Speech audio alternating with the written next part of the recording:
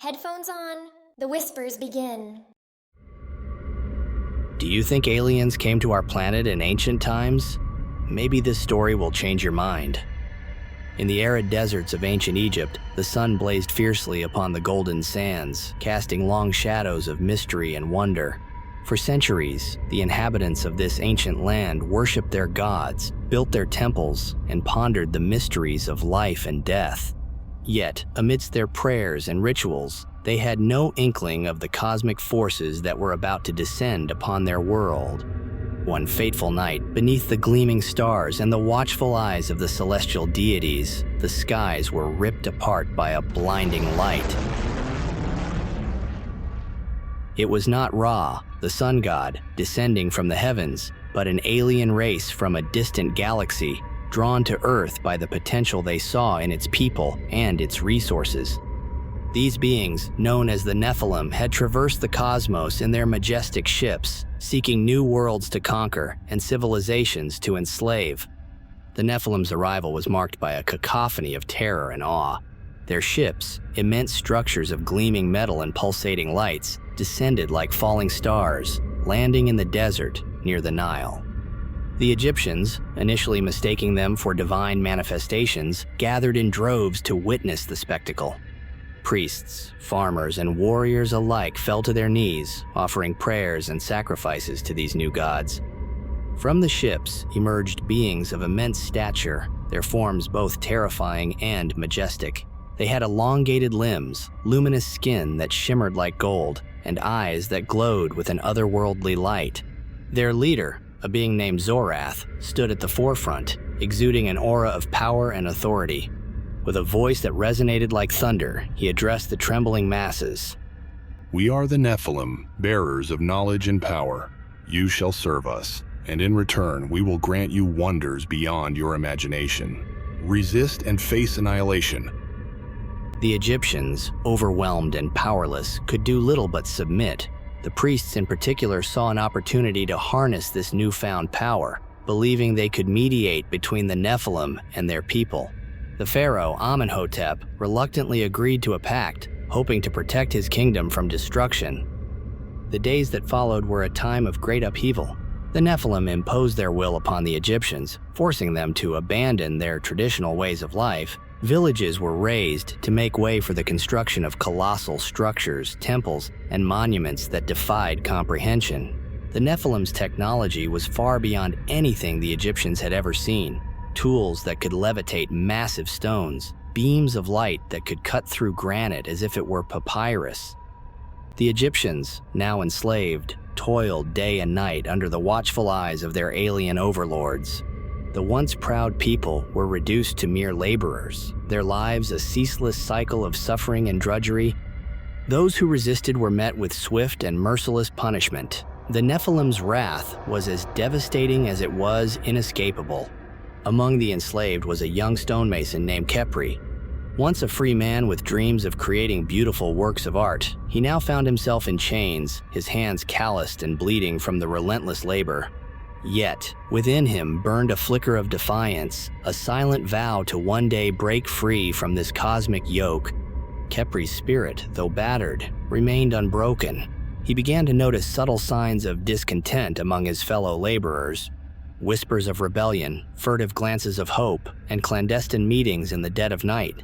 Slowly, he became a beacon of resistance, rallying his fellow slaves to remember their humanity and fight for their freedom. As the years passed, the Nephilim's influence grew, permeating every aspect of Egyptian society.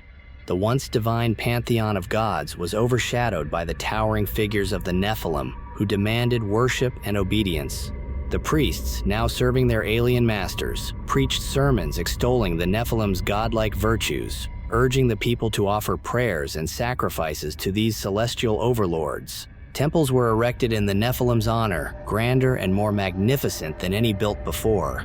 The greatest of these was the Pyramid of Zorath, a structure of such colossal proportions that it seemed to touch the very heavens. It was said that within its labyrinthine chambers lay the secrets of the universe, guarded by the Nephilim's most fearsome warriors. The pharaoh, once a powerful ruler, had become little more than a puppet, his every move dictated by the Nephilim.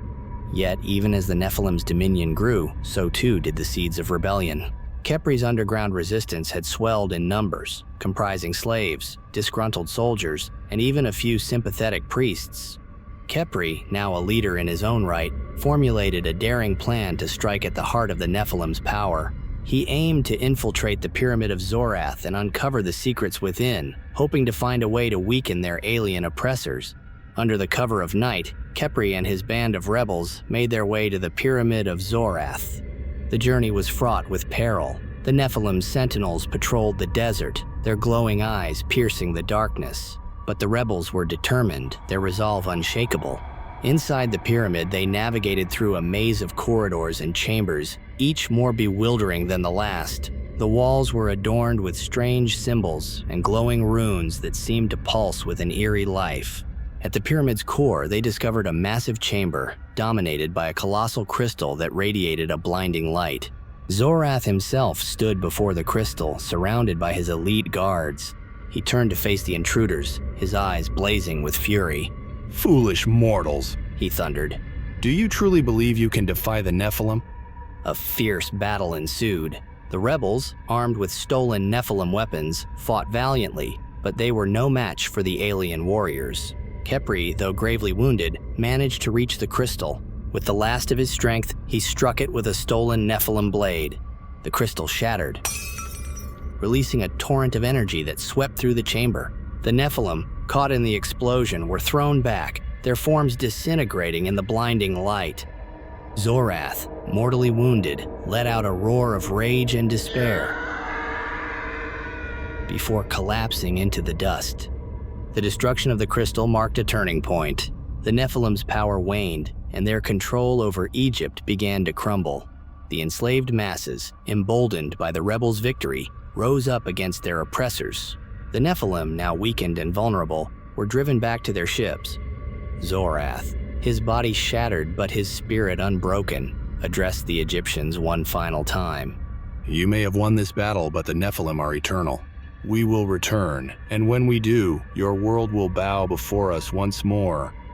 With that, the remaining Nephilim boarded their ships and ascended into the heavens, leaving behind a land scarred by their tyranny, but freed by the courage and defiance of its people.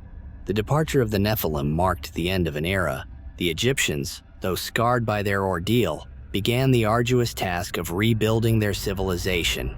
The pyramids and temples, once symbols of oppression, became monuments to their resilience and strength. Khepri, hailed as a hero, was laid to rest with great honor. His legacy lived on in the hearts and minds of the people, a testament to the enduring human spirit. As the years turned into centuries, the story of the Nephilim faded into legend. The pyramids stood as silent sentinels, guarding the secrets of the past and the promise of the future. And though the Nephilim had departed, their words lingered, a dark prophecy etched into the fabric of history.